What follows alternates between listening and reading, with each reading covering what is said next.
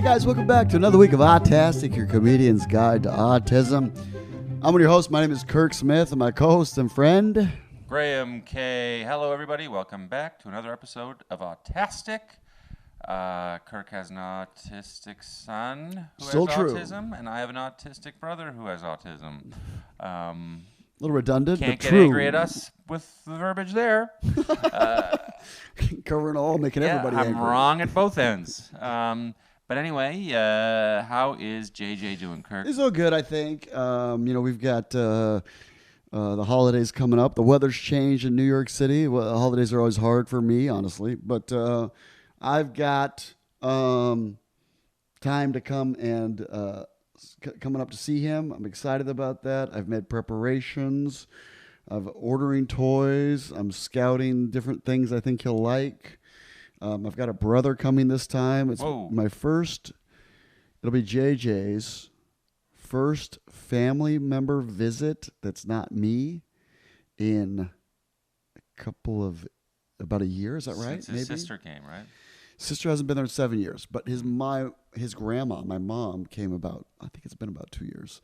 But my mom's getting older. She's 75. It's a real trek to get over there. And, so I'm excited about that. Holidays coming up. Does your daughter ever say that she misses him? Yeah, she says that. I'd like her to get over there. Your kids, you do have their own lives and want to do what they want to do, and you can influence sometimes, but it feels like, what's the old expression? You can take a horse to water, but you can't make him drink. So she's got to, make decisions on her own about including a trip to go see him. So I've pushed as much as I can, and then the rest is up to her. No, for sure, and it's a long way away for her. I'm just curious, speaking as a sibling. Yeah. It's probably hard for her, harder than she lets on, I'm sure. Yeah, right. You know what people say, but you never know what people are thinking. So I don't know. I know that the whole thing She's in a difficult situation. connects with the death of her mom, and Yeah. she's told me that before too. I obviously remind her of, her family and her mom, and so Yeah. by proxy, it's hard to be frustrated with a parent who's no longer alive. So you got to be frustrated with a living parent. That's right. That's how it works. Somebody's got to take the blunt. Oh, yeah. The brunt. Yeah. The brunt of the blame. Mm-hmm. Well, Kirk, I'm sorry about that's a lot, but it's good that you're going to go see JJ. It's good your brother is going to go see JJ. It's going to be great. He's I'm excited. He's going to be excited. He's going to be excited to see you. He always is. Yeah. You're going to wrestle. It's going He's to going to have a new guy to wrestle with, too. There's going to be I don't know if H is going to, my brother Henry's going to wrestle him. Maybe. He might not have a choice. We call him H, but H is a little guy. Well, little, but he's like 5'10". That's a compared to JJ, it's a little guy. Yeah. Right. And JJ's going to outweigh him by 100 pounds. Yeah. Well, yeah. Later, H. And H is young, but, Is he younger than you? Yeah, but 48. It's not a kid. He's not. No. No. So, Yeah. Wow. That's good for H for coming. Good for him. Yeah, I'm excited. And you're going in the winter, right? You're going going right after Thanksgiving. Yeah. I've got so much junk I'm bringing. It's like, I think a lot of dads, you deal with like the parenting guilt by buying things. Yeah. There's like the 4 Not love my languages. Dad. Not your dad? No. No guilt. Well, the 4 love languages, right? Yeah. Like buying things, words of affirmation. No. What am I forgetting? Acts of service. No. And touch. Is touch one of them? No. I think touch is one of them. We're 0 for 4. You should buy him the book and he'll be like, this is a revelation. He's like, aren't you 70 years old? Like, this is not. This feels like black magic. No, he's a good. He loves me. Just different generation. But for my dad, it's going to be acts of service. He will do stuff that's like, I don't request, I don't know if I need or want, but He will do it. Like, My dad came down for me when I had hip surgery. He spent a week with me. That's an act of service. that's active service. Yeah. Yeah, where he's like, he hates it, he complains about it, but he does it. He didn't complain. He Okay. didn't hate it. Okay. My mom had to suggest it, and he was like, "Oh, all right, okay, yeah, sure," But it's very humbling. I don't feel like I'm a super arrogant guy, but I'm pretty. What's a good way of saying this? I speak a few languages, and I'm educated. I've been a few places, and so when I go to see my son, and we're legitimately cleaning up poop or wiping his bottom or clipping his toenails or like it's a real act of service. Yeah, you feel like it's a real. He's forcing you. Having a child with profound autism forces the parents into acts of service. Yeah. Whether or not it's their love language or not, you learn. And the funny thing is about it is I don't know what he's thinking, but he seems so ungrateful. Yeah. Yeah. Just could not be, never would say thank you. And I'm like trying to clip his nails, and he's just like holding up his feet, like I'm making a face, but just like I'm the king, clip him. So just completely disinterested. Like this is what I've been wanting to do my whole life: is clip a grown man's long toenails. And at least he lets you. He lets me, but just the way he does it's so funny, dude. It's really funny because it's just.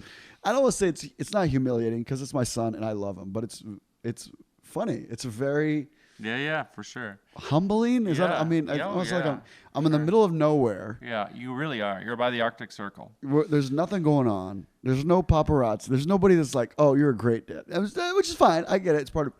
And it's a little bit like dads. Like whenever dads watch their own kids, they call it babysitting. Like, not babysitting, you're parenting. You're the dad. Like, yeah.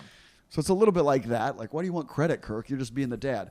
Okay, but it's been 6 years, and there's no acknowledgement from him. Mm-hmm. Thank you. Thanks for doing that. This car we're gonna ride in. Thanks for buying that. These toys. Thanks for that. The phone I've got. Thanks for that. The laptop. Thanks. I'm going to poop myself later, and you're going to have to wipe it up. Thanks for picking it up, not complaining. Well, thank you for doing that, Kirk. Yeah, I just think it's a fun. Thank you, Graham. I Yeah. wasn't trying to say that to get you a compliment. I know, but you deserve a thank you. It is an interesting, very. You deserve a thank you. Yeah, it's funny. It's interesting how. Yeah, not to. I know this is definitely not a religious. You can thing, but that's how you believe. It makes me feel like I am religious, so it makes me feel like I wonder if that's how God feels like when He gives us so much, and we're just like, yep, that's what I deserve. Give it to me, let me have it. Because like sometimes I'm ungrateful, and I'm like, well, you do get to live wherever you want, arguably one of the best cities in the world. You never go without food. You've got a car. You've got this. You've got So and I'm still. You don't have a car. Well, my daughter's driving it, but yeah, technically I did have a car. You use my car. I do use your car. It's true, but I could buy a car. I've got it's just like I have a lot to be grateful for, and sometimes I feel like I'm not as grateful as I could be. Yeah, and I wonder if God feels that way. Like you could say thank you. This isn't like all promised, and then like with JJ, I'm like you could say I'm not required to pick up your poop from the floor after you pooped right next to the toilet. Just get it in the toilet. Mm-hmm. That's one of the ones that really bugs me. I know I keep bringing it up. Does he still do that? Yeah. The last time we were there, so I'm like, yeah, I can't figure that out. Like, I know, because you sat there to pee and you sat there for the last poop and you'll sit there for the next one. What happened on this one? And I would be too graphic, but he's a big man. Yeah. It's like picking up horse poop. It's a lot going on. Yeah. It's like if a bear poops in the woods, does it look like JJ's? Kinda. I'm talking a lot. What's going on with the... No. I know I'm kind of getting off the rails here. What's now going on with you Peter? got H to help you do it. Yeah, it'll be great. I'm excited for H to... Well, more than anything, I want him to feel like he's got family and he's not alone. And not H. H has got 3 kids. He knows he's not alone. He's never alone. My son to feel like he's never alone, yeah. Does he know? But will he be able to acknowledge that? Not verbally, but we'll do pictures. He'll be able to... I think he'll come know around. That's part of his family and he's not alone? I don't know that question, but we do have pictures. We have a lot of pictures, and he's got a little photo book. It's like a binder with and And he does look through it sometimes. Mm-hmm. And so I don't know if he understands the genetics of this is your blood. This man is related to you by blood.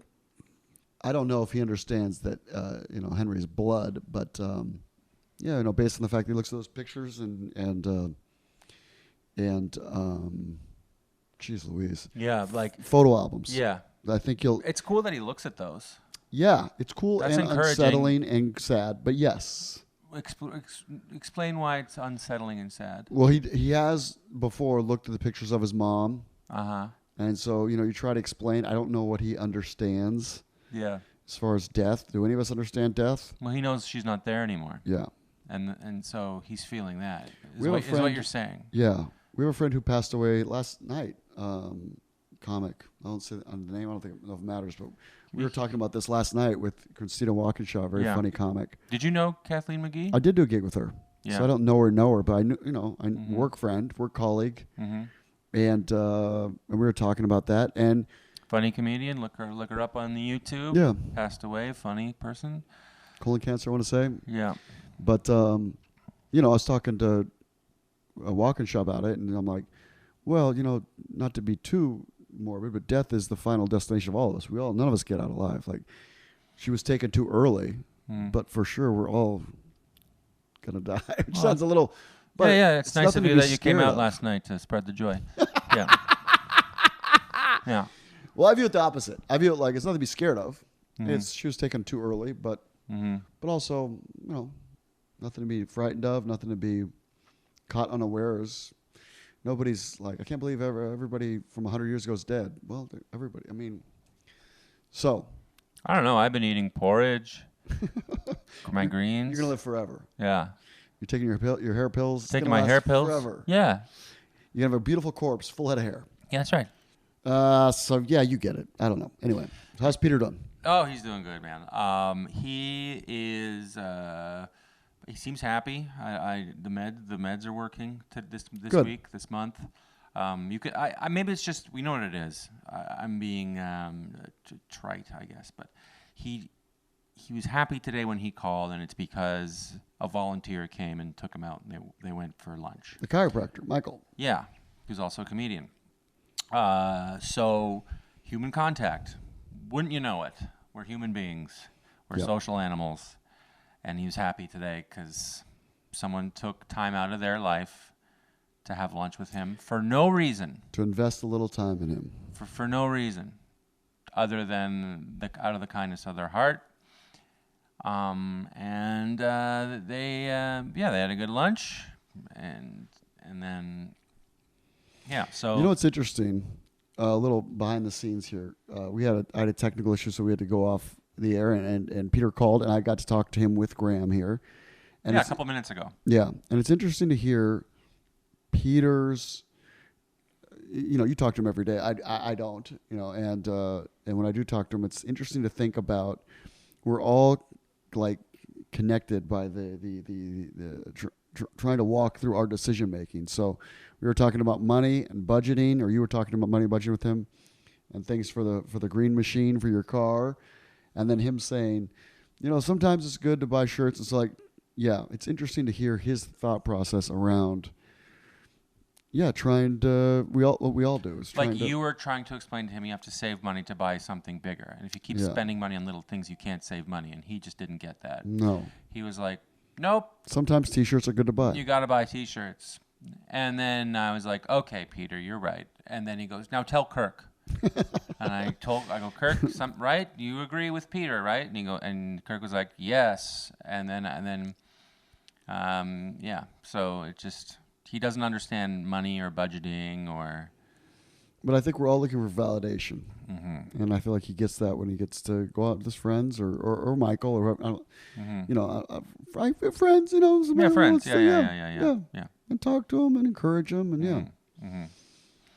Absolutely. But he's doing well, and I'm going to see him for 2 weeks next month. It's going to be a long time.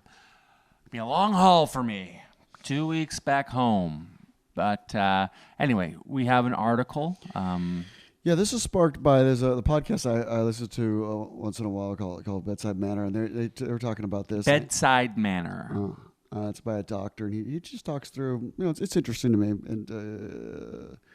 but it's kind of an oldie. But I don't think Graham and I off air were talking about if we covered. I don't believe we did, but basically, I confirmed it so it's in the news, but I confirmed it by looking up on UCLA's medschool.edu website. The article, it's not an article, but the paper. What you're trying to say is, in the podcast you listened to, they said that this is the first documented biomarker for autism. And then we did some research on that. And we weren't able to confirm that statement. Well, it's definitely not true. Yeah, okay. So it's not, that specific statement is not true. Yeah, the way they framed it. Yes, maybe for clickbait. But well, maybe he's a doctor. Maybe he knows more about, technically biomarker-wise. But there have been other ones we've talked about. We've definitely talked about other ones. But nonetheless, this is a confirmed new biomarker for autism, a procedure, EEG, what's it called? Yeah, EEG, that's correct. That I don't think we've discussed. No, we haven't. We've discussed electroshock therapy. Yeah, a long time ago. And we've discussed biomarkers. Let me think. We talked about gut microbe, right? Is that a biomarker? Yes. Well, I'm not saying that electroshock therapy is a biomarker. This is a similar procedure. Well, in that there are electric currents hooked up to your brain, but this is different. This is a biomarker, not medicine in some way. This isn't a treatment. This isn't a treatment. Yeah. So, but this is like a little electrodes hooked up to your head, and they measure the electricity in your brain when certain things happen as a sort of marker to see if the child has autism, the young child. Correct? Yeah, that's when we were talking off the air, that's how I would simplify it. The most simple case is it's a measurement of electricity. Right. So you're measuring firing of neurons. Okay. So we have an article. Well, let's read it. Kirk's got it all loaded up. Yeah, again, not an article, but yes, if you try to find this, he's going to read something on his phone. It's from their written by somebody school. else.